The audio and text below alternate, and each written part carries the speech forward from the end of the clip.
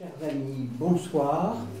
Je suis content de revoir parmi nous François Fleutot, qui fait une carrière d'historien sur des sujets variés. Il nous a parlé, il y a bien longtemps déjà, des royalistes dans la résistance. Il nous a parlé des événements de juillet 1940.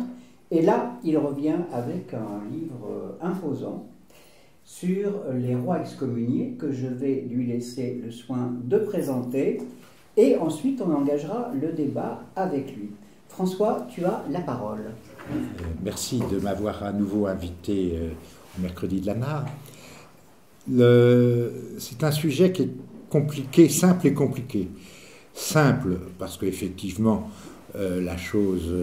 l'opposition qu'il y a entre le Vatican et les autorités séculières existe, on le sait depuis tout. Il y a beaucoup d'empereurs ont été excommuniés, etc., etc. Et compliqué parce qu'en France, on n'a pas pris cette habitude de regarder l'histoire de France de cette façon-là.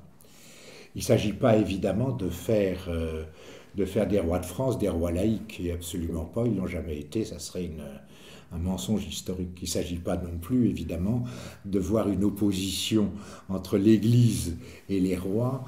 Il y en a eu, mais pas systématiquement et pas sur les 8-9 siècles de monarchie française.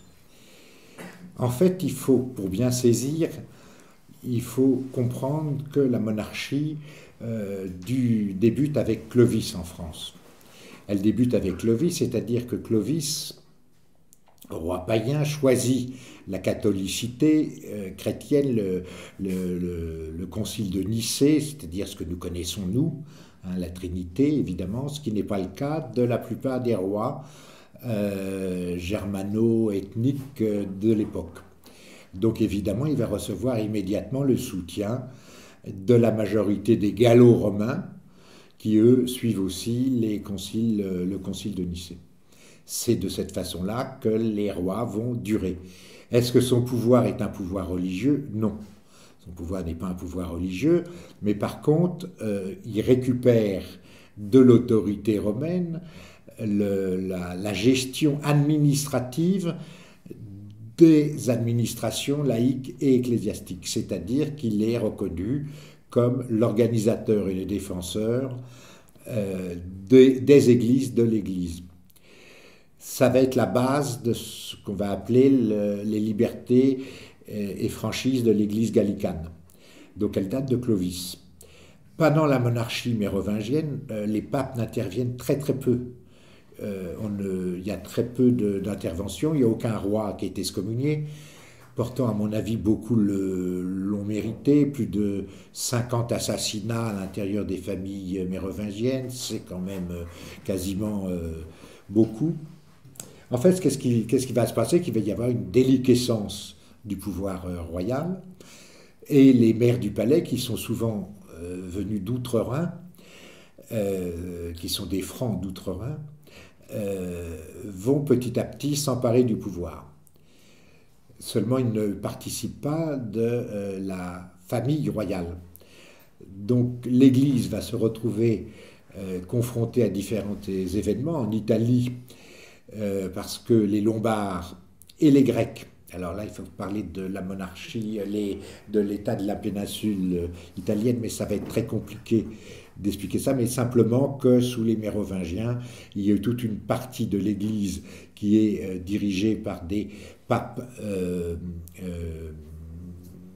de byzantins, qui sont en fait des Grecs. Il va y avoir une révolution à l'intérieur de la papauté, et ça va être repris en main par un certain nombre de grandes familles italiennes, qui sont issues de l'Antiquité pour la plupart. C'est des grandes familles italiennes. Et donc, bien évidemment, qui vont vivre à la façon des grands nobles romains, et la papauté va devenir, sans exagérer, une vaste pétrolière. Mais elle va le durer pendant assez longtemps. Donc, au moment de l'arrivée des Carolingiens, la papauté va inventer, entre guillemets, le mot est assez juste, va inventer le sacre. C'est-à-dire que pour pouvoir usurper le pouvoir des Mérovingiens, les Carolingiens vont accepter d'être sacrés, c'est-à-dire le sacre, c'est une onction ils reçoivent la même onction qu'un évêque, pour simplifier. Le sacre du roi, au départ, c'est l'onction d'un évêque. Après, on va ajouter plein de petits éléments qui vont venir compliquer la chose. Ce sacre va faire du nouveau roi indépendant du pape, puisque c'est le pape qui va sacrer, et c'est ce qui va se transmettre dans l'Empire germanique. Les rois de France, dans la mesure où, à l'époque, le royaume de France n'est pas indépendant, véritablement indépendant de l'Empire, ça va poser d'énormes problèmes, puisque les rois ne sont pas sacrés, donc les rois n'étaient pas, les rois mérovingiens pas sacrés, les empereurs carolingiens le sont, et il va falloir 2 siècles et demi pour qu'on retrouve une monarchie indépendante. Le pape intervient énormément chez les carolingiens, puisque plusieurs empereurs vont être excommuniés. Avant l'an 1000, on parlera après du Saint-Empire, mais avant l'an 1000, déjà plusieurs vont être excommuniés. Ils vont favoriser la montée en puissance des Saxons. Enfin, une des tendances de l'Église va favoriser la montée en puissance des empereurs saxons contre les carolingiens. La déliquescence totale du monde carolingien, parce qu'on parle toujours de ces époques, mais ces époques, c'est l'anarchie complète dans tous les domaines, financiers, économiques, de commerce et de pouvoir. C'est en 877 qu'au concile de Quercy, on reconnaît l'hérédité des charges ducales, comtales et autres à l'intérieur de l'Empire. C'est ce qui va fabriquer la féodalité. C'est à partir de ce moment-là qu'on peut considérer qu'il y a une féodalité qui s'organise, avec accaparement bien évidemment du côté ecclésiastique des évêchés au profit du petit seigneur local ou du roi. Les rois mérovingiens n'ont pas du tout, le roi carolingien, pardon, n'ont pas du tout la même caractéristique que les rois mérovingiens. Ils ne sont pas défenseurs de l'Église et autres, ils sont sujets du pape, ce qui est totalement différent. Et c'est le pape qui sacre les empereurs. Avec la prise du pouvoir par les Capétiens, dans une époque qui est largement troublée, les Capétiens vont s'appuyer d'un côté sur leur église, vont reprendre la tradition de Clovis de s'appuyer sur leur église locale. Et c'est effectivement une des caractéristiques des Capétiens, c'est d'avoir des dépendances et des contacts continuels avec leur Église. Église qui n'est pas en opposition à Rome au niveau doctrine. C'est pas une nouvelle religion, c'est pas du tout. C'est simplement que le pape à l'époque laisse faire sous les mérovingiens, laisse faire les églises s'organiser, et ça va continuer un peu sous les carolingiens dans l'anarchie carolingienne, et avec les Capétiens, il va y avoir une tentative de remise en ordre. Cette tentative de remise en ordre fait que Hugues le Grand, le Blanc, père d'Hugues Capet, va être excommunié, qu'Hugues Capet va subir une excommunication et que leur fils va aussi être excommunié. C'est-à-dire que les 3 premières personnes importantes de la monarchie capétienne vont subir une excommunication, Hugues le Blanc pour avoir combattu le roi carolingien, défendu aussi par les Saxons. Là, je peux vous expliquer, mais là, une heure suffit, hein, il faut une bonne heure. Donc, croyez-moi sur parole, ou posez-moi des questions après. Hugues Capet va subir une excommunication. C'est-à-dire que l'évêché de l'archevêché de Reims et on se l'arrache entre les carolingiens et les capétiens, et à des moments il est carolingien, à d'autres moments il est capétien. Et donc évidemment il y a 2 évêques, 2 archevêques, un nommé par un capétien, un nommé par le carolingien. Et évidemment à tour de rôle ils en appellent au pape pour savoir quel est le vrai. Et à un moment donné, au concile de Chelles, il y a une mise en garde de l'Église de France face à la papauté. Pourquoi face à la papauté? Parce que la papauté est en pleine... Alors là, c'est au moment des querelles impériales. La papauté, il y a 3 papes en même temps, etc. Donc il n'y a plus plus véritablement de papauté, et un des papes, celui qui est reconnu par l'Église actuellement, condamne le concile de Chelles qui se met en opposition à la papauté. Donc il y a déjà dans l'Église de France une volonté de reconnaître la foi chrétienne et la foi de Rome, évidemment. Il n'y a jamais de rupture avec Rome au niveau de la foi, mais ne pas reconnaître son pouvoir séculier. Évidemment, les choses vont se poursuivre, puisque autour de l'an 1000, qu'est-ce qui va se passer? À l'intérieur de l'Église, il va y avoir ce qu'on a appelé la réforme grégorienne. La réforme grégorienne, ce n'est pas seulement la musique, hein, c'est pas du tout ça, c'est une conception du pouvoir qui va changer durablement, puisque c'est ce pouvoir-là qui va s'opposer aux Capétiens pendant 8 siècles, et pas seulement aux Capétiens, c'est le césaropapisme.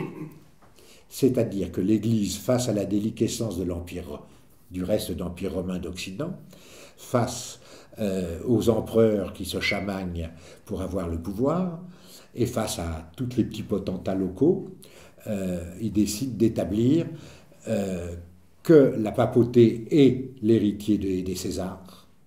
Donc la papauté doit diriger au temporel comme au spirituel toute l'organisation européenne et doit soumettre toute l'organisation, pas seulement de l'Église, mais toute l'organisation de la société à son pouvoir.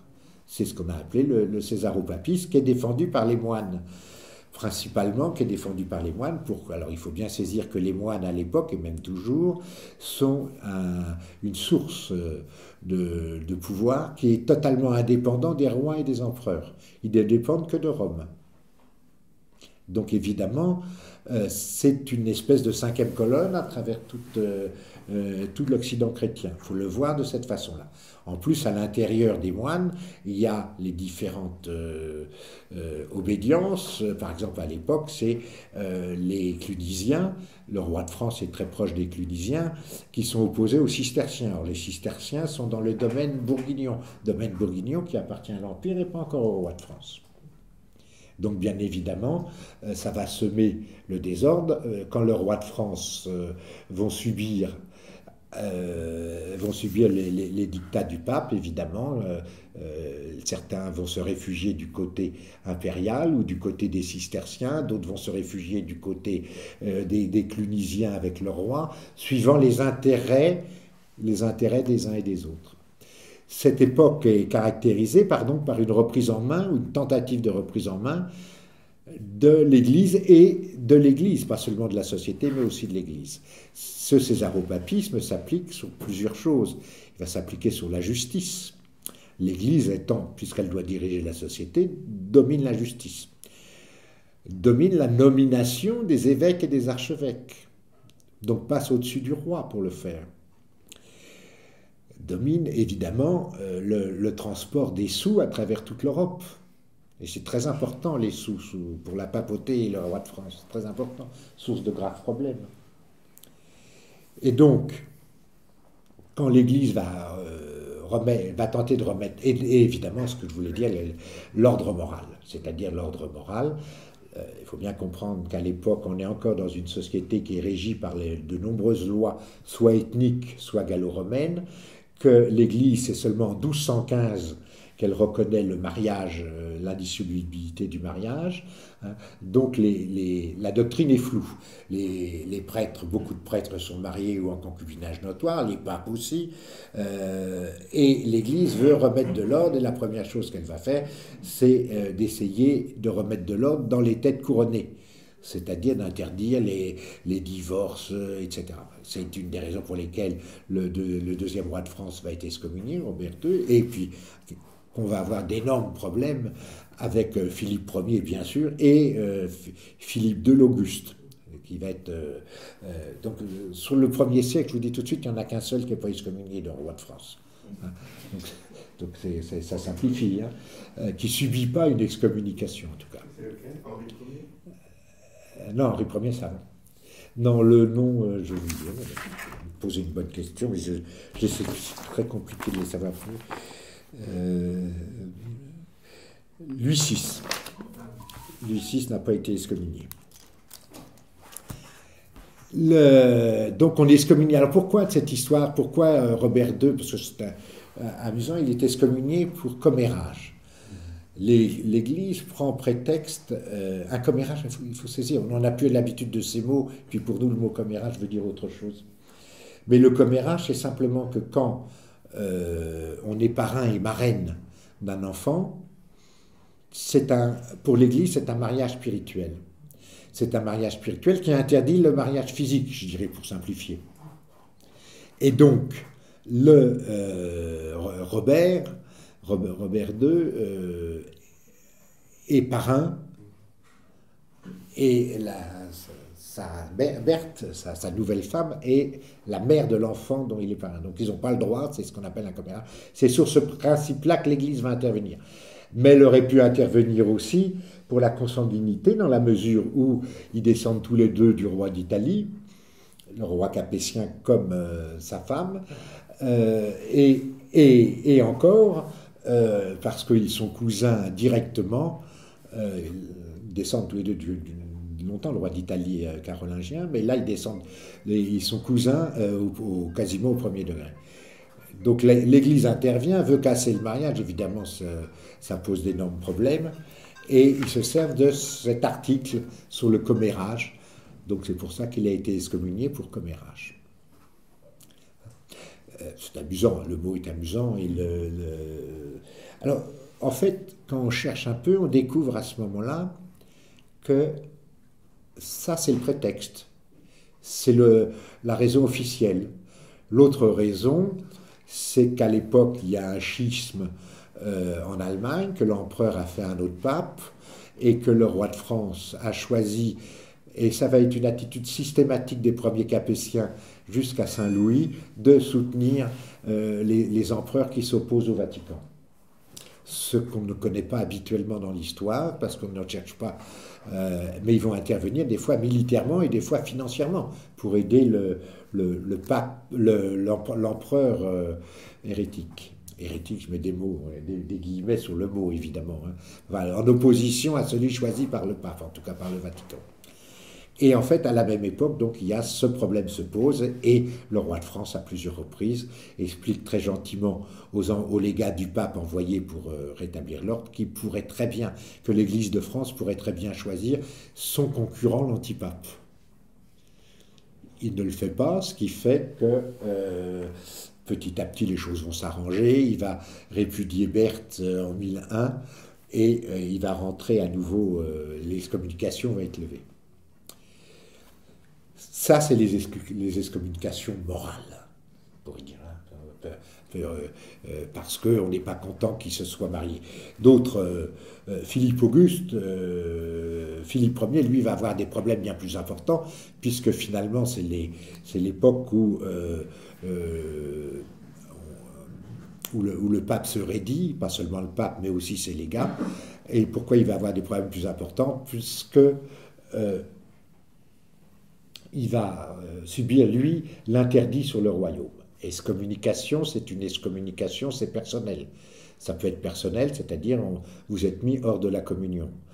Ça peut être une église, ça peut être un pays. Des pays vont être excommuniés, des églises vont être excommuniées. Tandis que l'interdit fait peser l'excommunication du souverain ou du suzerain local sur toute la population. Et donc, comme le roi, étant excommunié et avec l'interdit sur le royaume, en principe, les sujets ne doivent plus lui obéir. Or, on découvre à ce moment-là qu'il n'en est rien, que les églises, alors sous l'interdit, disent les messes à voix basse, mais que les évêques et autres continuent à dire les messes, etc. C'est donc qu'il n'y a pas on n'est pas mis en dehors. Ça, ce sont les excommunications, je dirais, graves. Il va y avoir Philippe Auguste va être aussi excommunié. Oui, la raison pour laquelle je disais que c'est une excommunication grave, puisque, en fait, quand le roi divorce de sa première femme, il le fait tout à fait légalement avec un évêque qui lui donne sa bénédiction et tout. Or, Yves de Chartres va s'acharner en disant non, il faut que ça soit un concile général qui octroie au roi la possibilité de divorcer, de se séparer de sa première femme. Évidemment, le roi refuse et tout le monde refuse, d'ailleurs même les évêques et compagnie refusent. Ça, ce sont, vous voyez, des excommunications qui vont, il ne va pas y en avoir beaucoup, mais ça va durer jusqu'au XIIe siècle. Jusqu'au XIIe siècle. Quand arrive Philippe Auguste, la position va être très différente, puisque avec Philippe Auguste, la nature de la monarchie française va changer. C'est Philippe Auguste et Saint-Louis qui vont mettre en place la monarchie que nous connaissons, c'est-à-dire que où le sacre ne fait plus le roi. À partir de Philippe Auguste, les enfants des rois ne sont pas forcément sacrés. Philippe Auguste parce que lui il est excommunié, parce que son fils est excommunié, et même Saint-Louis par exemple n'est pas sacré du vivant de son père. Par contre, se met en place un système qui est ce qu'on appelle les lettres testaments, c'est-à-dire que les enfants, l'aîné des enfants, hérite par lettre testament du royaume de France. C'est donc que le sacre n'est plus, je dirais, la pierre angulaire par laquelle on va reconnaître le roi de France. On reconnaît le roi de France parce qu'il fait partie de la lignée capétienne, hein, et parce que son père lui a donné le royaume. Et ça commence avec Philippe Auguste, et ça va prendre une ampleur très bien précise avec Saint-Louis. C'est Saint-Louis qui organise ça. On ne peut pas reprocher, on ne va pas dire que Saint-Louis n'était pas un bon chrétien, enfin, je ne crois pas qu'on puisse dire ça. Et Saint-Louis, d'ailleurs, va avoir d'énormes problèmes, parce qu'il va prendre le parti de l'empereur contre la papauté à plusieurs reprises, il va défendre les empereurs. Il va recevoir 2 petites excommunications locales, c'est-à-dire il n'a pas été excommunié par le pape, il a été excommunié par l'archevêque de Reims et l'archevêque de Normandie. Passons sur Saint-Louis. Avec Saint-Louis jusqu'à la fin du siècle, grosso modo, tout se passe bien, et on arrive à Philippe le Bel. Alors avec Philippe le Bel, on arrive au gros morceau, c'est le début de la guerre ouverte, on pourrait presque dire quand même. Qu'est-ce qui se passe? Bon, le Bel, on le sait, est en guerre avec l'Angleterre, le roi anglais. Alors, petite précision, les rois anglais n'ont pas la même caractéristique que les rois français.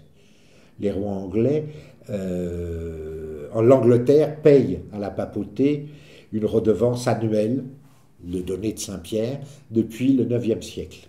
La France, non. La France refuse catégoriquement, elle donne des dons, elle fait des dons à l'Église, etc. Bien sûr, la question se pose pas, mais refuse que ça soit un impôt, une espèce d'impôt annuel. En France, autre différence, c'est que les évêques et les archevêques, comme je le disais tout à l'heure, les libertés et franchises de l'Église font que les évêques sont élus, et les archevêques aussi. Et bien précisé, un archevêque ou un évêque possède aussi un domaine féodal, c'est-à-dire qu'ils sont fiefés par le roi. Pour pouvoir recevoir les prébendes des uns et des autres, ils doivent être fiefés par le roi. C'est-à-dire qu'ils ont aussi les obligations féodales, entre autres dans l'ost royal, etc., etc. L'évêque est un évêque qui est aussi, à un côté, militaire. Alors, toujours très difficile, parce qu'il y a des endroits, c'est vrai, puis il y a d'autres où c'est pas vrai. On pourra toujours me dire, oui, mais tel archevêque, c'est pas vrai, il n'avait pas ça. Mais globalement, la hiérarchie fait que c'est ça. Donc le roi prélève sur les évêques, enfin sur les évêchés, les archevêchés, prélève des dons gratuits. Ce qui a le don d'exaspérer les papes. Et le pape va immédiatement réagir, hein,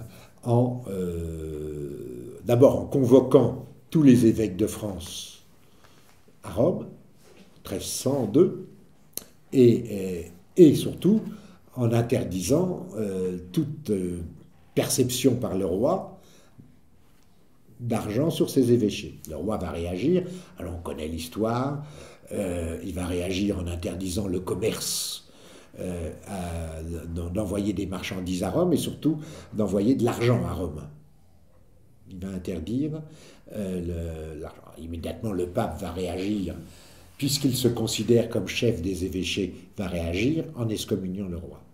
Le roi va prendre ce prétexte pour réunir pour la première fois en 1302 les États généraux. Il va s'appuyer sur l'Assemblée du peuple, l'Assemblée des nobles, du clergé et des députés des communes.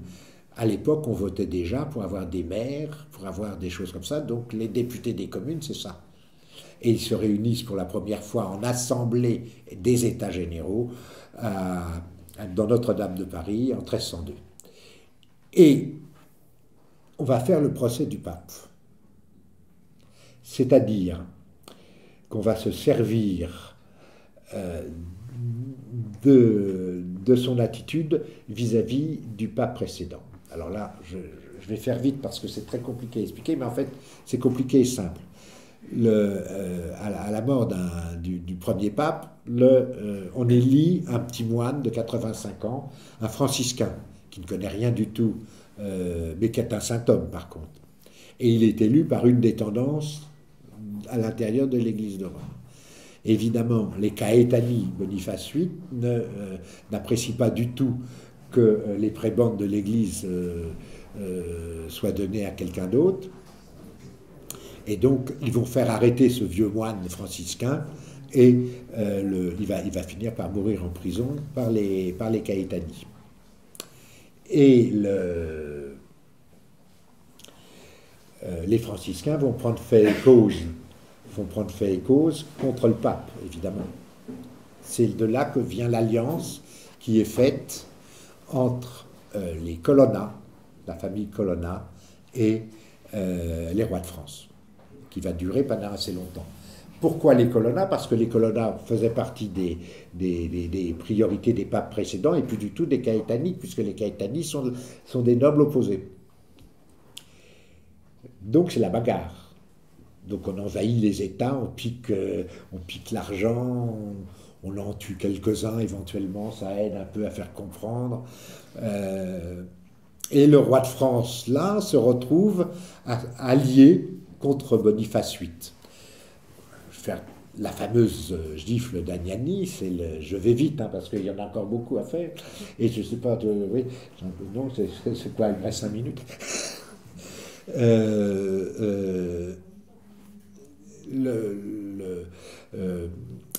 Le Bel va faire intervenir les Colonna, le pape va être giflé à Agnani, il va mourir, non pas des violences d'Agnani, puisqu'il va mourir 3 mois après, mais même à Rome, la famille Orsini lui refuse l'entrée du Vatican, donc il va mourir. Donc on va en élire un nouveau, qui est d'ailleurs un pape qui est en présence de Boniface VIII au moment de l'attentat d'Agnani.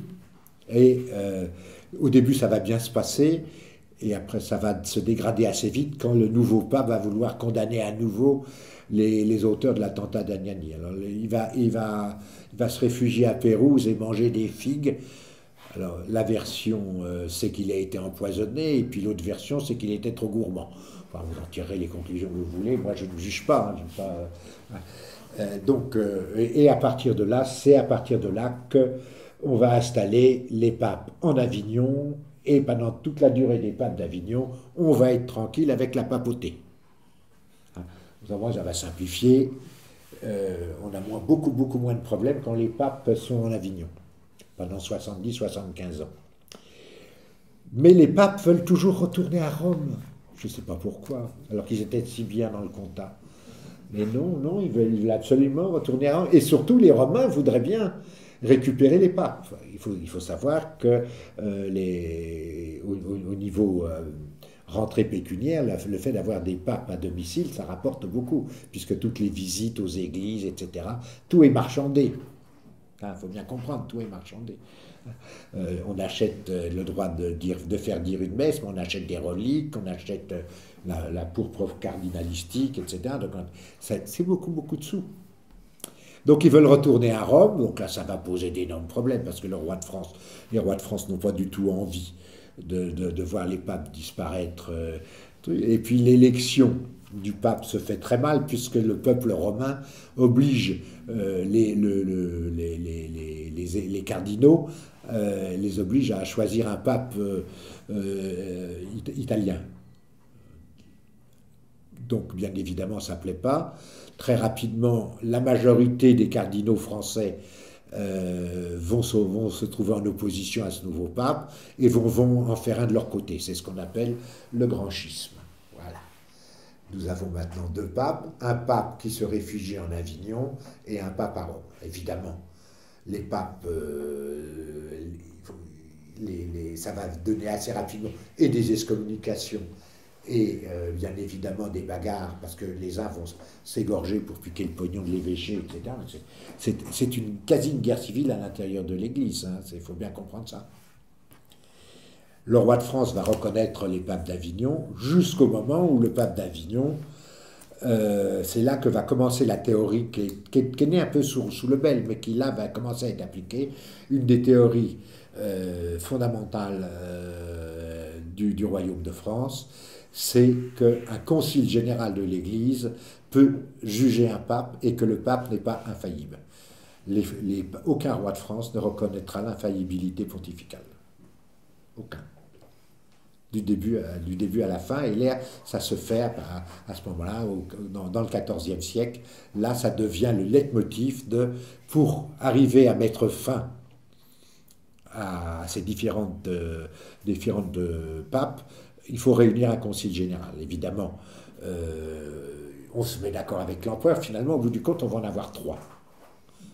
Puisqu'on va en avoir un qui va être uni par ce concile général qui n'est pas général, mais les deux autres papes, ils ne sont pas d'accord de lâcher le morceau. Ils ont chacun leur président. Donc, on continue. Là, le roi de France, les rois de France vont intervenir, et ils interviennent et physiquement et dans la doctrine, enfin dans la doctrine, pas dans la foi. Ils ne jugent pas, parce qu'en fait, ce sont tous de bons catholiques, hein, mais dans l'organisation. Et là, bon, plusieurs rois vont être excommuniés à ce prétexte-là. Finalement, l'empereur va intervenir avec le roi de France. On va finir par se trouver un pape unitaire, et là, pas de bol, on est en pleine guerre de 100 ans en France. Et les Bourguignons et les Anglais n'acceptent pas le nouveau pape unitaire. Les trois autres vont mourir assez vite d'ailleurs, et vont être mis en prison. Je raconte tout ça dans mon livre, vous verrez que c'est absolument passionnant, c'est une histoire, c'est absolument, c'est très drôle, enfin drôle, non, c'est triste je trouve, mais c'est plein de rebondissements, d'évêques, de machins, de trucs, c'est très drôle, ça fait Game of Thrones. C'est le trône de fer, là, c'est vraiment le trône de fer. Hein. Et donc c'est le moment de la guerre de 100 ans. Donc les Bourguignons, les Bourguignons en opposition avec le roi de France vont pas vouloir reconnaître le pape unitaire, ce qui va à nouveau poser quelques problèmes, on s'en doute. Par contre, le fils, lui, va reconnaître immédiatement. Et donc, il va petit à petit, on le sait, bon, je parle de toutes ces péripéties, mais il va avoir assez vite des démêlés dès qu'il va devenir le roi de France, Charles VII, qui va donc gagner sur les Anglais, à réussir à chasser les Anglais, etc. Et chasser aussi les Bourguignons, et chasser aussi le roi anglais qui a été sacré roi de France, je le précise. Hein. Le petit roi anglais a été sacré roi de France. L'Église de France va protester contre les agissements du pape. Tout de suite. Et c'est à ce moment-là que le roi de France va décider la pragmatique sanction, c'est-à-dire va créer ce qu'on appelle l'Église gallicane. Mais son premier gallicanisme est un gallicanisme religieux, c'est-à-dire qu'il s'appuie exclusivement sur le pouvoir des évêques et des archevêques avec la protection, on reprend le vieux principe de Clovis, sous la protection du roi. Évidemment, le Vatican ne va jamais accepter le gallicanisme. Surtout le gallicanisme religieux. 3 rois vont subir des excommunications à cause de ça. C'est quand même pas mal. Guerre ouverte. Je passe sur toutes les péripéties, parce que sinon je ne pourrais pas vous parler de tous les rois. Les péripéties se terminent simplement donc par la pragmatique sanction de Bourges, et qui va durer jusque sous François Ier, 1516, où là, il va y avoir le Concordat de Bologne. Le Concordat de Bologne reprend quasiment tous les attributs de la pragmatique sanction, sauf que là, c'est sous l'autorité du roi et avec la signature du pape. Alors cette idée d'église conciliaire, je dirais, va très loin, puisqu'il y a plusieurs conciles qui sont organisés en opposition au pape. Et donc ils nomment des papes en contrepartie. Donc les rois de France, au début, ont soutenu, dans la première dissidence, ont soutenu les papes d'Avignon, mais là, ils se refuseront catégoriquement, je dis bien catégoriquement, à reconnaître un pape extérieur à celui de la papauté. Même s'ils sont en opposition avec la papauté, ils ne reconnaissent au spirituel, ils reconnaissent le pouvoir du pape. Et là, on arrive évidemment relativement assez vite à ce qu'on appelait les guerres d'Italie. Les guerres d'Italie, c'est absolument passionnant, mais les raisons d'intervenir en Italie ne sont pas forcément simples à expliquer. Pourquoi? Parce que chez les Valois, les Orléans-Valois, les Valois-Orléans, la réclamation se fait sur les propriétés ancestrales des Médicis, pas des Médicis, des ducs de Milan. Alors que sous les Valois précédents, ça a rapport avec une petite histoire que je n'ai pas racontée là, mais que je raconte assez longuement dans le livre, c'est avec l'alliance familiale des Anjou-Sicile. Les Anjou-Sicile, c'est le pape, c'est le frère de Saint-Louis qui crée, à la demande du pape, qui part en Italie s'occuper de la Sicile, de Naples et de la Sicile, ce qui va semer la pagaille pendant 5 siècles à peu près, des fois dans l'intérêt du roi de France, des fois contre les intérêts du roi de France, et la fin des Valois, les Valois prennent prétexte des Anjou-Sicile pour intervenir, envahir les États pontificaux, secouer un peu le pape, est excommunié par lui aussi de temps en temps. Ils occupent quand même toute l'Italie avant François Ier. On parle toujours de François Ier, de la Renaissance, mais c'est quasiment en 1460 qu'on commence à intervenir d'une façon très physique. Et qu'on a des grandes batailles, des belles batailles, comme la Furia Francese ou des choses comme ça, à travers l'Italie, où on ramène, c'est à ce moment-là qu'on ramène Médicis, qu'on ramène Da Vinci en France, etc. Évidemment, on en arrive à la Renaissance avec le Concordat de Bologne. Le Concordat de Bologne n'est pas du tout accepté par les évêchés en France. C'est-à-dire que si la pragmatique l'a été par les évêchés et pas par le pape, là c'est l'inverse. Le pape accepte le concordat, mais les évêchés ne veulent pas. Le roi est obligé d'intervenir à plusieurs reprises, même militairement dans les évêchés, pour contraindre et le Parlement et les évêchés à accepter le concordat. On n'est pas encore dans les guerres religieuses, mais pratiquement on l'est, dans la mesure où c'est le début des prêches de Luther et de Calvin qui vont conduire on pourrait dater quasiment d'un siècle avant, mais qui vont vraiment dater la rupture à l'intérieur du monde catholique entre des deux obédiences du christianisme, le protestantisme et le catholicisme, qui va emmener évidemment énormément de complications. En France, les Valois Angoulême, donc ceux de François Ier. François Ier va lutter contre l'empereur, Carlos V, Charles Quint. Son fils Henri II va s'opposer directement au pape, puisqu'il va être obligé d'intervenir militairement à Rome. Et puis après, on a les petits rois. Je dis les petits parce qu'ils sont jeunes. François II, un an de pouvoir, pardon. Il a 17 ans quand il prend le pouvoir, il meurt à 18, avec la fameuse reine d'Écosse. Enfin, elle ne meurt pas, elle vit après. Charles IX et Henri III, qui sont les fils d'Henri II. Donc, les 3 fils d'Henri II, et dont la mère et Catherine de Médicis. C'est pour ça que Catherine de Médicis va finalement gouverner le royaume de France pendant presque 50 ans. Là, l'opposition se fait parce que Henri III va être excommunié. Henri III va être excommunié pour avoir fait assassiner le duc de Guise et l'archevêque de Guise, l'archevêque de Reims. Pourquoi? Parce que on lit l'histoire. Moi, je ne fais pas l'histoire des guerres de religion, évidemment non. Mais par contre, je ne juge pas non plus si c'est bien, si c'est mal, s'il fallait choisir tel clan ou tel autre.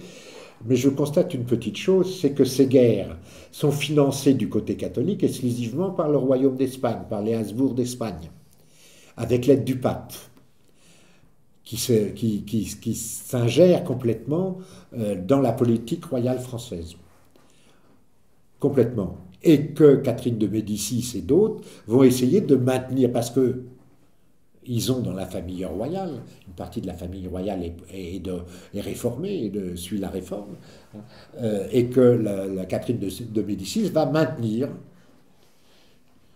avec des hauts, des bas, des retournements, c'est plein de péripéties aussi, mais là je ne le raconte pas, parce que c'est une autre histoire, les guerres de religion.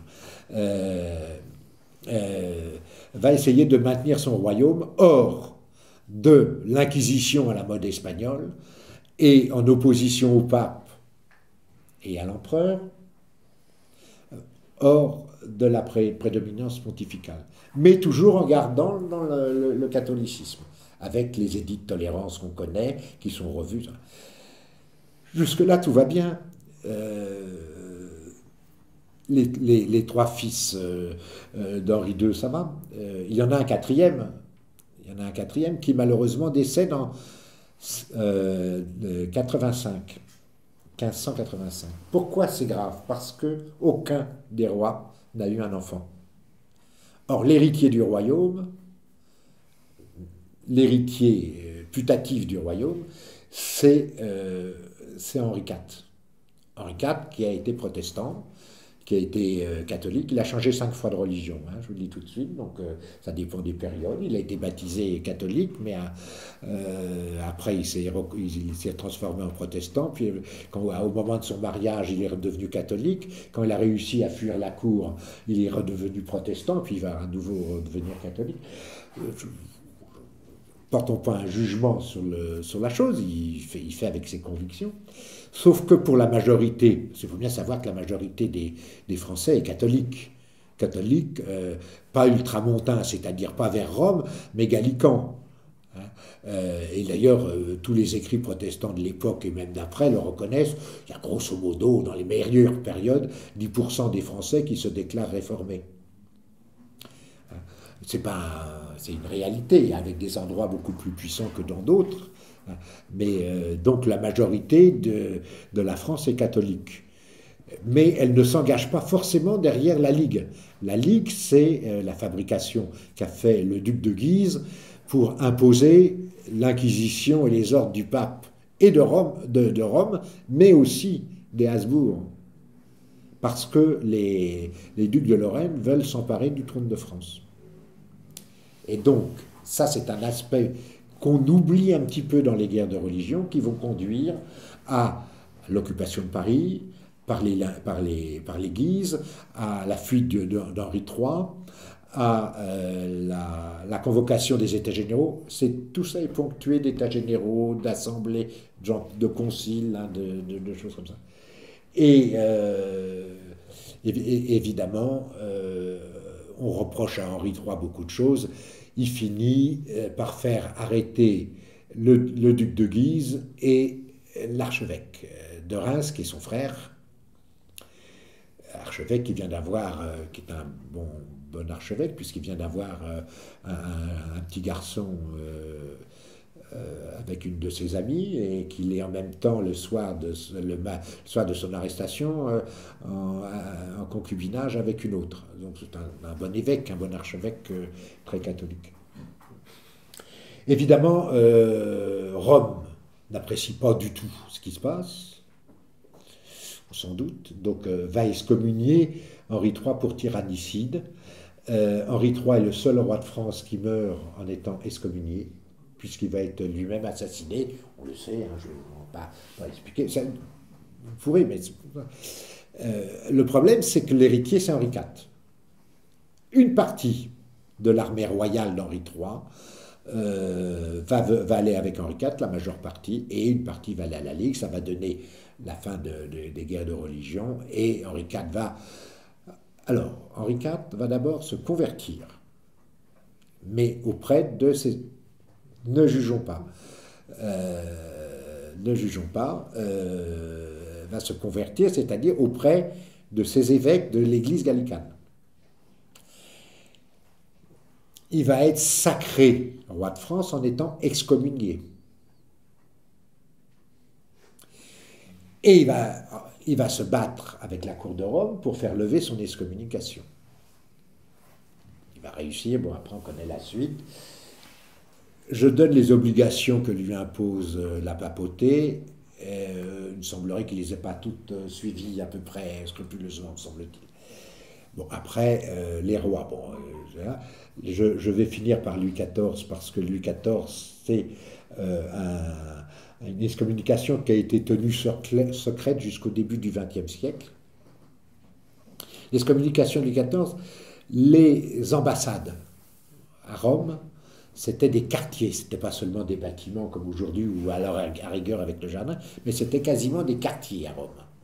Et des quartiers où chaque ambassadeur de roi, d'empereur, mais aussi d'évêques et d'archevêques,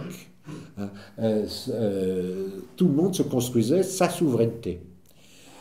Les papes ont cherché à plusieurs reprises d'intervenir pour supprimer, en tant que chef de Rome, en tant que pouvoir temporel sur Rome, de pouvoir intervenir. Parce que vous savez, un voleur volait en Hongrie et allait se réfugier en France. Et on ne pouvait pas le pourchasser, parce que le roi de France protégeait parce que, pour mille et une raisons, et c'était pareil dans l'autre sens, évidemment. Puis ça, ce qui obligeait de temps en temps à quelques coups de feu, on préférait les tuer. Enfin, l'anarchie romaine. Donc les papes veulent intervenir et surtout faire supprimer ces quartiers d'ambassade. Tout le monde accepte, sauf Louis XIV. À deux reprises, en 1662, et à nouveau, je ne sais pas pourquoi, le pape, alors qu'il a reçu un premier camouflet, le roi envoie une armée pour défendre ses quartiers, etc. Ça ne fait rien, un nouveau pape recommence. En 1685, le roi envoie le marquis de Lavardin avec grosso modo 1 millier d'hommes armés défendre le quartier d'ambassade, le palais Farnèse à l'époque, qui était prêté, et envahit les États pontificaux, c'est-à-dire le comtat venessin. Il l'avait envahi en 62, il l'aurait envahi en 85. Évidemment, le pape excommunie, mais secrètement. Alors j'explique pourquoi c'est une excommunication secrète. C'est que c'est en même temps l'époque où le roi de France, Louis XIV, reçoit le dernier roi anglais, le dernier roi catholique d'Angleterre. Donc ça la fout un peu mal d'excommunier le mec qui reçoit en même temps le dernier roi catholique. Ça pose quelques petits problèmes. Voilà. C'est le dernier roi qui va être excommunié. Les problèmes vont se poursuivre, puisque là, les jésuites vont devenir les maîtres à penser et les conseillers de la monarchie, et que malheureusement, pour eux, c'est que la majorité du clergé reste, elle, plutôt janséniste et plutôt richériste, toujours gallican et relativement contre les ultramontains. Voilà. Jusque-là, on peut considérer. Alors pourquoi aux origines de la laïcité? Je vais terminer en 5 minutes. Aux origines de la laïcité, parce que cette politique de longue durée, du début à la fin des rois, non pas d'opposition au Vatican, mais d'indépendance temporelle, fabrique l'idée, on est le seul pays d'Europe qui fait ça, il faut bien le savoir. Il n'y a pas d'autres pays en Europe où sur une si longue durée de la part des rois, il y a cette attitude constante de refuser que les papes se mêlent de l'administration temporelle et des églises et de l'organisation de la monarchie française. On est le seul pays comme ça. Les Anglais, c'est pas le cas. Les Espagnols, c'est pas le cas. Le Saint-Empire, c'est pas le cas. C'est pas du tout le... Et à l'intérieur du Saint-Empire, la moitié des royaumes sont créés, je mets des guillemets sur la chose, par le Vatican. Alors que la France, c'est pas le cas. C'est Clovis qui fait le royaume de France.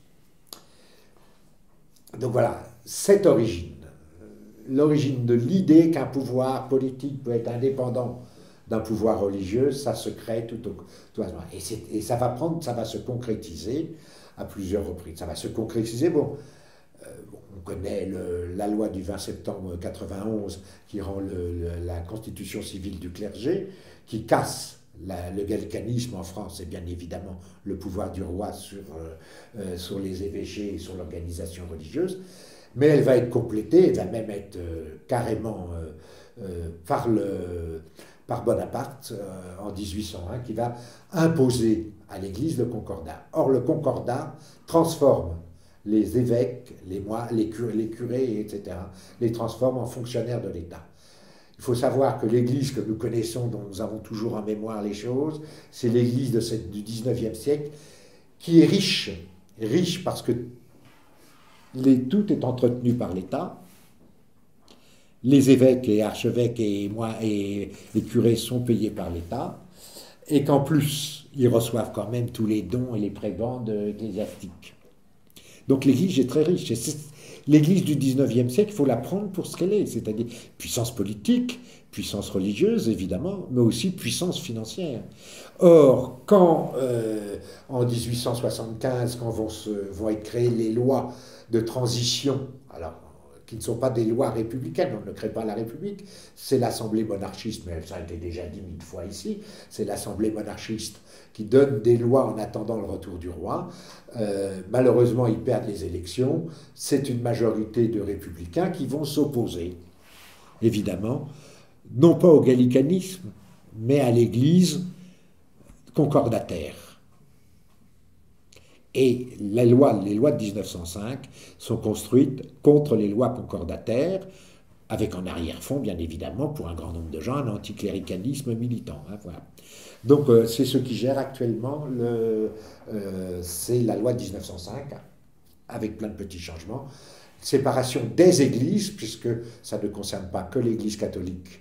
Il faut savoir que l'église protestante, les églises, les synagogues ont été reconnues bien avant, puisque par Louis XIV, entre autres. Louis XIV défend les synagogues, Louis XVI en fait construire. Il y en a une très belle à Lunéville, si vous avez l'occasion d'y passer. Il y a une très belle synagogue construite par Louis XVI, style 18e siècle, magnifique. Que les protestants ont été reconnus, on le sait bien, et après ont été reconnus aussi par Louis XVI, donc ils participent, les églises protestantes. Bon, je mets des nuances à tout ça, parce qu'il faudrait prendre les mots, mais enfin, il y a une reconnaissance officielle qui a été faite. Et après, par la Révolution, etc. Donc, la loi de 1905, c'est la séparation des églises et de l'État. Voilà. Merci.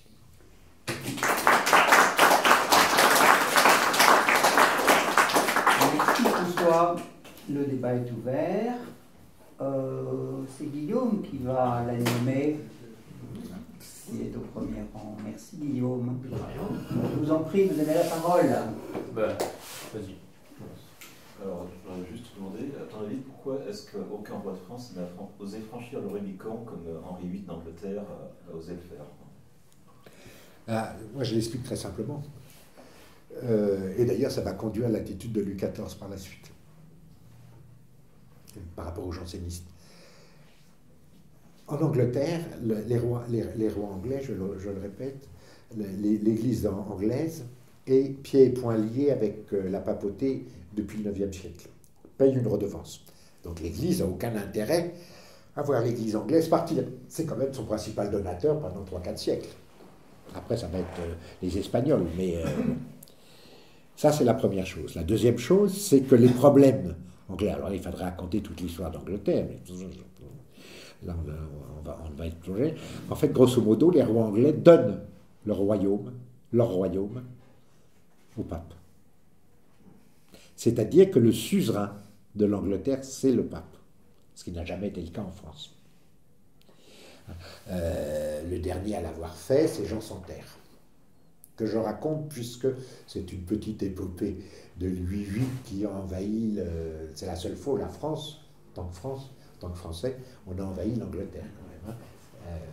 Et vous verrez dans mon livre, c'est un petit chapitre, on a envahi l'Angleterre. Donc voilà, donc il faut bien comprendre ce contexte-là, où le royaume d'Angleterre, c'est pas le royaume de France, les rois n'ont pas cette indépendance qu'ont les rois de France. Et c'est le début le début le problème vient qu'il est marié à l'Espagnol et que l'Espagnol Habsbourg refuse catégoriquement de divorcer. Donc le roi, qui ne supporte plus l'Espagne, mais qui en même temps a dans son pays, il faut savoir qu'en Angleterre, le XVIe siècle, les révoltes contre l'Église, c'est débutent un siècle avant, par Van Cleef et compagnie. Et il y a une contestation, et même de la religion, au sens origine du protestantisme, en Angleterre, un siècle avant, ce qui avait donné aussi des conciles, etc. Donc la contestation en Angleterre d'une partie des croyants de l'autorité pontificale, elle existe avec un pouvoir pontifical qui a mainmise sur le royaume. Donc le roi n'a pas beaucoup de... Si le pape n'accepte pas de casser son mariage, il a comme position que de se séparer. Mais au départ, il ne se sépare pas. Il se sépare de Rome, mais il reste catholique. Au départ, c'est le Stauder de Guillaume d'Orange qui prendra au XVIIe siècle, qui imposera le protestantisme. Alors c'est toujours difficile à dire, ça dépend c'est comme en France, hein, ça dépend des moments, il y a des moments où c'est permis, d'autres où c'est pas permis. Donc le roi anglais n'a pas le choix. Il ne peut que rompre. Alors que les rois de France n'ont pas besoin de rompre. Et encore, certains l'ont, parce que je ne vais pas signaler, mais pendant près de 10 ans, on ne reconnaît aucun pape en France. Hein. Oui, j'ai oublié de signaler ça, fille aînée de l'Église, fille aînée de l'Église. Les rois de France sont appelés fils aînés de l'Église avec la geste de Clovis, le fait que Clovis fait sa conquête et remet la catholicité, les principales, toute l'Église chrétienne dans la catholicité. C'est pour ça qu'il est appelé fils aîné de l'Église. On appelle les rois de France les rois très chrétiens. Et la France n'a jamais été, évidemment, le baptême de Clovis, c'est pas le baptême de la France, c'est une absurdité de dire des choses pareilles. Et évidemment, ce n'est qu'après 1870 que les papes qui deviennent à ce moment-là infaillibles. C'est en 1870 qu'a inventé l'infaillibilité pontificale. Il n'y a plus de pouvoir royal, en France en tout cas, pour s'y opposer. Et c'est là où les papes nomment la France fille aînée de l'Église. Ce n'est pas un rejet du fait qu'elle soit fille aînée de l'Église, évidemment non. Ce n'est pas ça la question c'est que ça... Donc voilà, sur l'histoire du roi anglais, des rois anglais, c'est que la nature du pouvoir du roi n'est pas du tout la même. Et la nature du pouvoir du pape en Angleterre n'est pas la même. Je pense que... Alors on peut peut-être trouver d'autres choses, plus complexes, mais je pense, oui. Oui. Sur l'Angleterre, je n'ai pas tout à fait la même interprétation que toi sur la vassalité du roi anglais par rapport au pape. Parce que je crois que le roi anglais, il est aussi vassal du roi de France pour ses possessions continentales. Tout à fait, oui. Or, en fait, je crois que l'idée de devenir vassal du pape permet d'avoir d'une certaine manière deux suzerains. Et finalement, avoir deux suzerains, c'est n'en avoir aucun. Parce que ça permet de jouer l'un contre l'autre à tout moment. Oui, en plus, il y a un autre élément. Je suis assez d'accord là-dessus. Il y a un autre élément qui me paraît aussi important, tout au moins dans les premières périodes de la construction de la monarchie anglaise ou de la monarchie française, c'est le problème des rois de thaumaturge. Le roi anglais, comme le roi français, est thaumaturge. Alors que les autres rois d'Europe, non. Alors que les autres rois d'Europe ne le sont pas. Ce qui signifie qu'il a dans sa propre lignée une sorte d'inscription du pouvoir divin. Oui, alors oui, voilà. Alors, Donc il n'est pas quand même totalement soumis, sa soumission au pape est quand même une soumission très relative, à mon avis. Enfin bon. oui, non, mais. En disant, je me suis dit, moi que j'avais pas tout à fait cette même. Je pense que tu as raison sur le fait des deux souverainetés, mais les rois anglais sont sous la domination pontificale. Avant d'être sous la domination française, ils ne le seront qu'en étant vassal pour la Guyenne et pour la Normandie.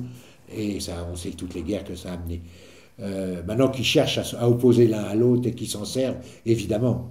Moi, je parlais d'une façon un peu générale. Après, certains l'ont été, d'autres l'ont moins été, d'autres ont reconnu la vassalité française, d'autres pas, d'autres. Les rapports avec l'Angleterre sont compliqués. Ils vont se compliquer encore un peu plus après au XVIIe siècle. J'ai un peu l'impression que vous faites de la monarchie française un destructeur de la chrétienté. Ah, pas du tout. Ben, si, je pense. Alors, naturellement, après, on va faire des substituts pour retrouver une certaine chrétienté à travers le jansénisme, à travers le protestantisme, le calvinisme, et la monarchie anglaise, c'est la première d'ailleurs. Et puis éventuellement. Non, je vous aurais. Éventuellement les Pays-Bas, mais les Pays-Bas, c'est lié au protestantisme et au jansénisme. En fait, non, pas du tout. Moi, je ne suis pas du tout d'accord avec ça. La France est restée très chrétienne et très catholique tout le long, et les rois l'ont été, plus ou moins. Moi, je ne veux pas parler de la foi des souverains. Moi, c'est pas mon truc. Non, pas du tout. Je ne crois pas. Mais je crois que c'est le fond du problème est vraiment la souveraineté du roi de France qui l'oppose aux ingérences dans sa souveraineté. Mais ça n'a rien à voir avec la foi. Vous en faites une souveraineté absolue. Ça n'a rien à voir avec la foi. Vous avez la même chose. Si vous faites l'histoire des empereurs germaniques, vous avez aussi, alors là c'est encore pire, parce que nous, finalement, on ne fait pas beaucoup de papes, on participe, mais alors qu'eux, ils font carrément d'autres papes, ils font des schismes à n'en plus finir, ils interviennent militairement, etc. Il y a quand même le tournant du jansénisme et tout ça. Alors là, attendez, c'est autre chose. L'histoire du jansénisme, c'est autre chose. C'est à peu près au moment, là, c'est sous Philippe le Bel, c'est le moment des Templiers, etc. Oui, alors j'ai pas parlé. À ce moment-là, à peu près. J'ai pas parlé des Templiers. Il doit y avoir un lien entre les deux, je pense. Mais bien sûr qu'il y en a un. Les Templiers sont reconnus au Concile de Troyes par les cisterciens. Et les Templiers sont une force internationale au départ, une force internationale, c'est-à-dire que des petits seigneurs, des petits princes, des petits rentraient dans l'ordre des Templiers et étaient une force internationale. C'est-à-dire qu'ils ne dépendaient plus, sauf bien évidemment dans leur fief, mais ils ne dépendaient plus de la justice royale ou des justices, etc. Ils ne dépendaient plus que de Rome. C'est la branche armée du Vatican. D'un côté, les moines, la branche... Ah ben non, mais prenez-la pas comme ça. Et je vais même beaucoup... C'est la branche armée de la chrétienté, peut-être. Mais les rois... tous les rois... Non, mais les rois participent. Le problème, c'est les rois participent. Les rois participent. S'effondrer à partir du traité de Westphalie, etc. Je suis d'accord. Mais il y a quand même une contribution là très nette à la destruction. Les rois de France, comme beaucoup de rois d'Europe ou d'empereurs, participent aux croisades, appellent aux croisades. Que deux rois ne vont pas pouvoir participer aux croisades. Philippe Ier et à la 4e, 3e croisade, l'Auguste, parce qu'ils sont excommuniés. Mais tous les autres participent aux croisades, etc. Non, je ne pense pas que ça soit... Je ne le vois pas du tout comme un truc anti-chrétien. Je le vois comme un truc anti-pouvoir, vraiment anti-autorité, pouvoir. C'est une opposition entre l'autorité qui est totalement reconnue catholique. On reconnaît l'autorité catholique, on ne reconnaît pas son pouvoir.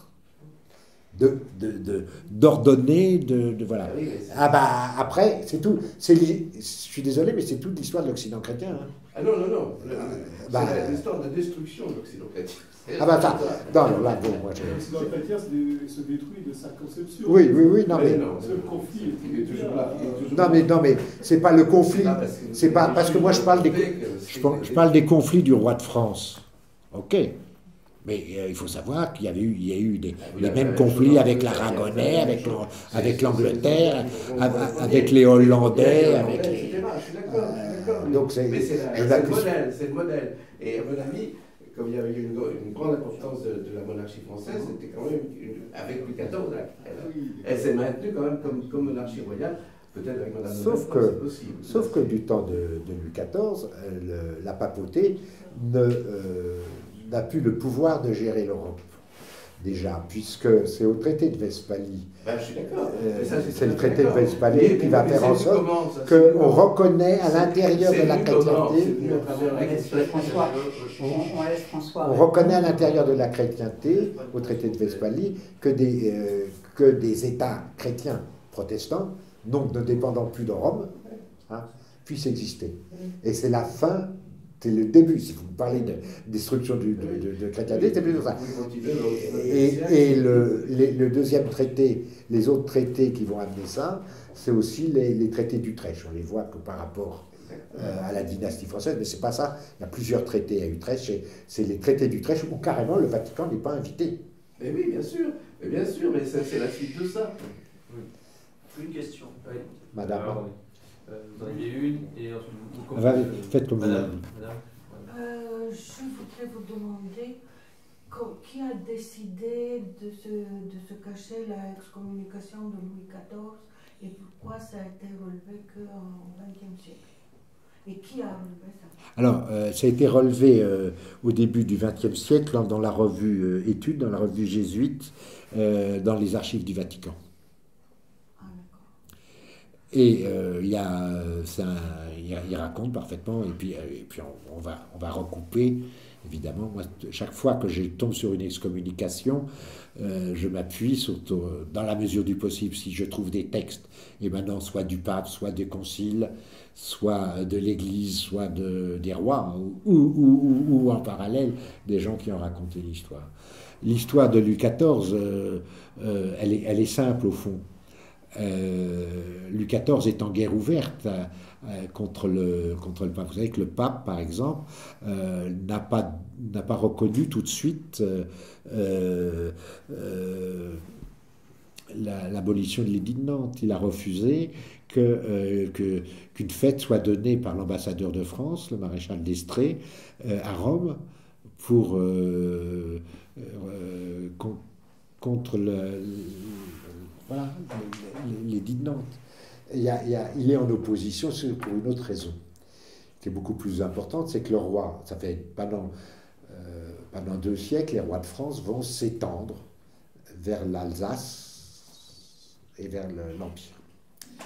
Or, à la même époque, le duc de Cologne, l'archevêque de Cologne, qui est un prince électeur, donc qui vote pour l'empereur. Il fait partie des 7 personnes, des 7 papes électeurs. Vient à disparaître. Or, c'est un ami du cardinal de Furstenberg, qui est le cardinal de Strasbourg. Et il voulait laisser son siège aux Français. Enfin, aux Français. Furstenberg, moitié français, mais bon, peu importe. Évidemment, les Allemands refusent, surtout l'empereur, d'être obligé après de marchander en plus avec les Français, ça devient trop compliqué pour lui. Déjà, il a le pape plus il a les évêques plus les trucs. Et donc, en fait, le pape prend la décision de ne pas reconnaître l'élection de Furstenberg. Donc ce sont des bisbilles qu'a Louis XIV. Un autre sujet de discorde, qui est un sujet de discorde très important de Louis XIV, c'est ce qu'on appelle le droit de régal. Le droit de régal, quand dans un vieux droit, je dirais féodal, qui vient de la féodalité, quand un évêque meurt, le temps de cette vacance, le temps où il n'y a pas d'évêque nommé, c'est le trésor royal qui ramasse le pognon. Je dis ça simplement. Donc ça, c'est un sujet de discorde avec la papauté pendant très longtemps, parce que le pape aimerait bien que ça soit lui. Évidemment. Et ce droit de régal n'a lieu en France à l'époque que dans les États, dans les domaines royaux. C'est-à-dire que toutes les provinces d'État ne sont pas assujetties au droit de régal. Et le roi va l'étendre à tout son royaume, qui va avec l'accord des évêchés, des archevêques. Attention, hein, le roi de France là-dessus, c'est toujours, il y a des conciles, on en discutaille, on partage le pognon peut-être, enfin, en tout cas, il y a toujours des conciles qui organisent. Ça jamais, toutes les décisions, vous le lirez dans mon livre, toutes les décisions concernant l'Église, c'est toujours à base de conciles, de réunions de conciles, c'est jamais une décision, le roi sur son trône, je sais bien qu'on a l'image comme ça en France, mais c'est pas le cas. Le roi passe son temps à réunir des conseils, que ce soit les États généraux, que ce soit les États du clergé, que ce soit sans arrêt, sans arrêt. Pas sans arrêt des États généraux, mais chaque fois que le roi prend une décision concernant l'Église, il réunit un concile national, contesté des fois par Rome, des fois accepté, bon, ça dépend des moments. Donc le problème de Louis XIV est là, c'est qu'il y a un autre problème au moment de Louis XIV, c'est que à la demande du pape, il a condamné le jansénisme. Alors justement, pourquoi je disais par rapport à l'Angleterre, pourquoi Louis XIV, c'est que Louis XIV considère qu'il veut la paix religieuse à l'intérieur. Donc il va choisir d'empêcher le protestantisme, mais quand le jansénisme va arriver, il va agir de la même façon. C'est-à-dire qu'il va, au lieu de laisser faire comme sous François Ier, etc., laisser les prêches, avec l'aide du pape, il va interdire le jansénisme. Il n'y a pas la doctrine janséniste qu'il a. Bossuet et autres sont des bons illustrateurs de cette doctrine, etc. Donc c'est pas ça. Son truc, c'est la paix. Le roi est le roi qui impose la paix. On ne se bat pas pour... Et il ne veut surtout pas... On sort des guerres de religion. Lui-même en a subi. Etc. Donc il n'a pas du tout envie que ça reprenne sur ce sujet-là. Et il ne veut pas construire, par rapport aux Anglais, une espèce d'église gallicane avec sa propre doctrine.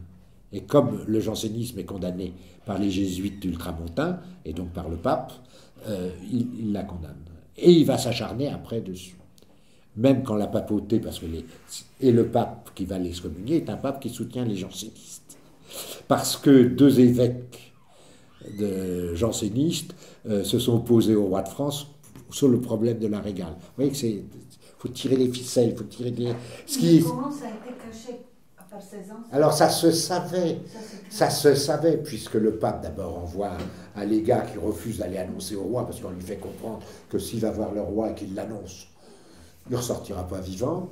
Un ami du pape, qui est médecin, va recevoir mission d'aller voir le roi pour lui dire que le pape, il n'osera pas non plus parce qu'on lui fait comprendre préalablement que de toute façon il y passera aussi. Donc on le sait qu'il est excommunié, mais il n'est pas excommunié officiellement.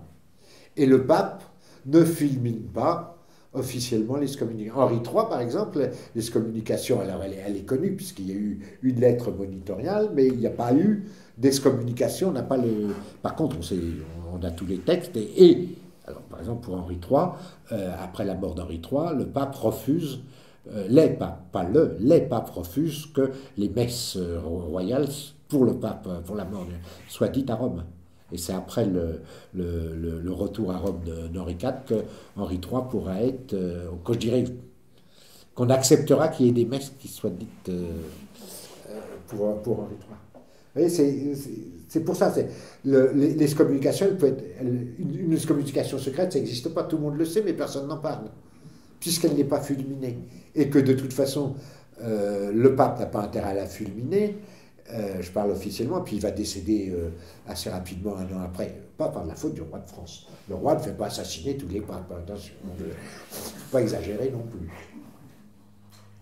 Alors ma question en fait c'est, quelles étaient réellement les conséquences d'une excommunication? Alors j'imagine qu'une réponse ne peut pas être donnée sur l'ensemble de cette période. Sur l'ensemble, je n'en donnerai pas. Pour certaines époques, ça a été très important. Oui. Au temps au début de la féodalité, il faut bien savoir que l'Église imprègne toute la vie de tout le monde. C'est-à-dire que c'est elle qui, par les cloches, par les messes, organise les fêtes patronales, c'est toute l'organisation de la société qui quand on est excommunié, on se retrouve complètement au banc de la société. Pas seulement le fait de ne plus pouvoir communier, pas seulement de ne plus pouvoir aller à l'église, on est vraiment au banc de la société. Quand un roi est excommunié, c'est la pire des choses qui puisse lui arriver. Certains rois ont subi les excommunications. Alors, c'est toujours avec les rois, il y a toujours balance, c'est qu'une partie du clergé continue à être avec lui. Par exemple, le fameux tableau, c'est celui que tout le monde, d'ailleurs c'est celui, quand il y a des articles sur mon bouquin, c'est celui qu'on montre, le tableau de Laurence qui a été fait en 1875 sur l'excommunication d'Henri II. On voit le roi sur un trône beaucoup trop grand avec sa femme, et puis les mitrés qui s'en vont sur le côté. Et toutes les chroniques racontent que le roi n'est plus servi à table, etc. Et en même temps, ça c'est les chroniques. Alors les chroniques sont faites par des moines. Donc, tendance. Et quand on lit à la même époque les chartres, tous les documents, on dirait officiels qu'on a, le roi continue à octroyer des chartes à telle abbaye, à telle chose, avec sa femme, et souvent d'ailleurs avec la femme du Capet, de son père, la reine douairière, et autres. Ils vivent, a priori, il semblerait. Sauf que pour l'Église, non. Pierre Damien, c'est un de ceux qui vont excommunier l'empereur en Allemagne, Pierre Damien raconte, pour prouver la puissance de l'excommunication, que le roi de France va mettre au monde, Henri II va mettre au monde un enfant avec un coup d'oie et des choses. Ça va montrer que carrément l'excommunication conduit carrément à fabriquer des monstres, quoi. Robert II. Robert II, pardon. Oui, excusez-moi. La langue, tous ces rois, ça me mélange un peu la tête. Est-ce que l'excommunication de l'Action française ressort un peu du même phénomène? Pas du tout. Ah bon? Pas du tout. Non, mais je posais la question. Non. Ça n'a strictement rien à voir. Et d'ailleurs, je pense qu'à l'époque, s'ils avaient lu mon livre, ils auraient bien rigolé de l'excommunication. Mais ils ne l'avaient pas encore lu, donc Maurras n'a pas lu mes œuvres. Et Port-Royal là-dedans? Alors Port-Royal, ça c'est important. C'est, je pense, la grande erreur de Louis XIV. Ça, je pense. Mais donc, comme je l'ai dit, je l'ai dit tout à l'heure, son problème, c'est la paix religieuse. Il ne veut pas qu'il y ait un nouveau tentative de schisme, de choses qui viennent troubler. Il veut tout ça. Donc, de voir une partie des jésuites ultramontains, Bellardino et compagnie, pousser poursuivre les jansénistes, le fait il n'est pas du tout janséniste. Louis XIV ne juge absolument pas le jansénisme. Il le voit, lui, comme un souci à l'intérieur de l'organisation de son royaume. Il ne le voit pas autrement. Et il le dit d'ailleurs. Il le dit à plusieurs reprises. Il ne s'occupe pas de doctrine. Il ne s'occupe pas de savoir si les jansénistes ont raison contre les jésuites. Il n'aime pas... Pardon ? Les jansénistes ont tort. Non, mais je ne sais pas s'ils ont tort ou raison. Moi, je n'ai pas un jugement. Il n'y a plus de chrétienté. C'est ça que je vous dis, il n'y a plus de chrétienté. Attendez. Non. Si, ça peut l'être. Okay. Si, moi, je refuse pas. Mais alors, expliquez-moi pourquoi 2 papes après, ils sont reconnus et défendus. Parce qu'il y a un rapport. Ah ben non, mais christianisme. Le christianisme, la chrétienté, c'est complexe. Il y a des moments où les protestants sont acceptés, d'autres où ils ne les sont pas. Il y a des moments où les jansénistes sont acceptés. La solution, vous la trouvez en... Chrétienté, moi, si vous me parlez de la chrétienté, en disant là c'est la chrétienté, là ça ne l'est pas, synode de Dordrecht. C'est l'histoire dit le contraire. Des jansénistes. L'histoire dit le contraire. Et sur le jansénisme, entre autres. Puisque plusieurs papes ont pris la défense d'Arnaud et compagnie. Après, Pas beaucoup, pas beaucoup. ah bon, Il y a eu un retour, effectivement. Bah oui, il y a eu plus qu'un retour. 14. Vous pensez que ça n'est dû qu'à Louis XIV, alors, le retour? Comment? Vous pensez que le Je retour... pense que Louis XIV a eu un rôle tout à fait favorable, oui. Moi, je pense que l'idée a été, il y a eu une vengeance. Moi, j'explique que... vengeance au moment de la Révolution. Moi, dans mon livre, je ne porte pas de jugement sur la foi. La constitution civile du clergé, c'est un phénomène janséniste. Je ne porte pas de jugement sur la doctrine. Il n'y a pas de choses doctrinales, absolument aucun. Et pourquoi? Pourquoi? Parce que je le prends comme un historien qui regarde les époques et les choses qui se passent. Alors que vous me dites la chrétienté. Je doute qu'effectivement certains de mes propos peuvent paraître absolument scandaleux pour quelqu'un qui a appris que tous les rois de France, l'alliance du trône et de l'autel et autres. Évidemment, c'est affreux. Sauf que moi, c'est pas cette question-là. Je l'ai apprise aussi dans les écoles, hein, comme les autres. Sauf que si vous faites un travail de recherche et un travail d'historien, qu'est-ce qui se passe? Pourquoi ça se passe? Et autres, que vous voyez effectivement, ben, là c'est mon travail d'historien, c'est pas je n'ai pas à choisir. Si je faisais un livre sur la foi chrétienne, ça serait différent, évidemment, mais je n'en ferai pas, je vous dis tout de suite. Vous voulez pas de la chrétienté? Je peux pas. C'est pas que je veux pas de la chrétienté. Il y a une question. Oui, une question. Qu'en était-il de Louis XIV? Est-ce qu'il était déjà excommunié lorsqu'il s'est marié secrètement avec Madame de Maintenon? Quel était son... Oui, alors il y a eu des pressions aussi de ce côté-là. Mais là, je n'ai pas cherché plus loin parce que je me suis basé vraiment sur les excommunications. Je n'ai pas fait toute... je pense que si je faisais une histoire de Louis XIV, peut-être que j'irais chercher, peut-être que je trouverais des choses, j'en sais rien. Il y a des bouquins qui sont sortis sur la foi de Louis XIV, il y a des choses qui sont sorties. Ah ben, et qui sont liées, justement. Mais à aucun roi... Je ne m'occupe pas de leur foi. Hein. Ah oui, là, où est la chrétienté? Ben là, je parle de... Je dirais, moi, c'est une histoire politique, presque. C'est une histoire politique, c'est pas une histoire de foi.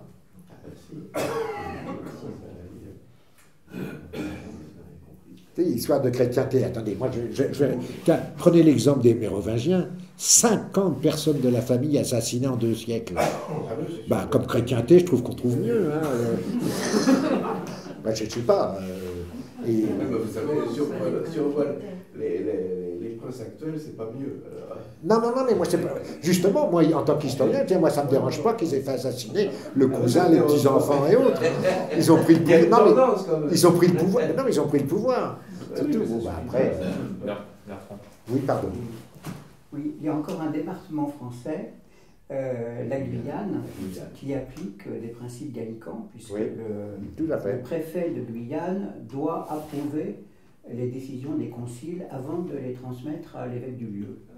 C'est la Guyane vit sous le régime d'une loi de 1828 de Charles X. De Charles X, oui. Qui prend, il y en a beaucoup d'autres dispositions. Il y a la Réunion aussi. Mais on est dans un pays... C'est le mauvais concordat. Il ne faut pas le dire à Mélenchon. Hein, parce que il n'y a pas que le concordat que nous connaissons, le régime concordataire d'Alsace et d'Allemagne. Il y a beaucoup de régimes qui ne sont pas des régimes de laïcité, en fait. Pour des raisons qui tiennent à l'histoire. Les fameux problèmes avec l'Alsace, la Moselle, qui sont toujours sous le concordat de Bien sûr, mais il n'y a pas que l'Alsace. Non, il n'y a pas que, non, il y a beaucoup de territoires d'outre-mer. Il y a la Guyane, il y a Saint-Pierre-et-Miquelon, où on paye, la Réunion, sûrement depuis le débarquement de la France libre à Saint-Pierre-et-Miquelon, on paye l'évêque et les 2 curés, le gouvernement français. Donc il y a des héritages historiques qui sont extrêmement complexes dans un régime de laïcité. Bon.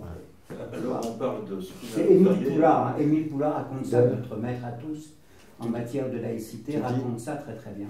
Oui, on a déjà appris récemment que le 26 décembre est toujours férié en Alsace-Moselle. Oui. C'est l'Alsace-Moselle est le seul morceau de la seule partie de la France qui effectivement a plus de jours de fériés que le reste de la Guyane, par exemple, n'a pas le 26 décembre. C'est l'héritage du régime impérial allemand. D'autres questions? Non. Bah, je pense qu'on peut On s'arrêter va là. terminer la réunion Merci, en en tout remerciant François pour ses réponses érudites.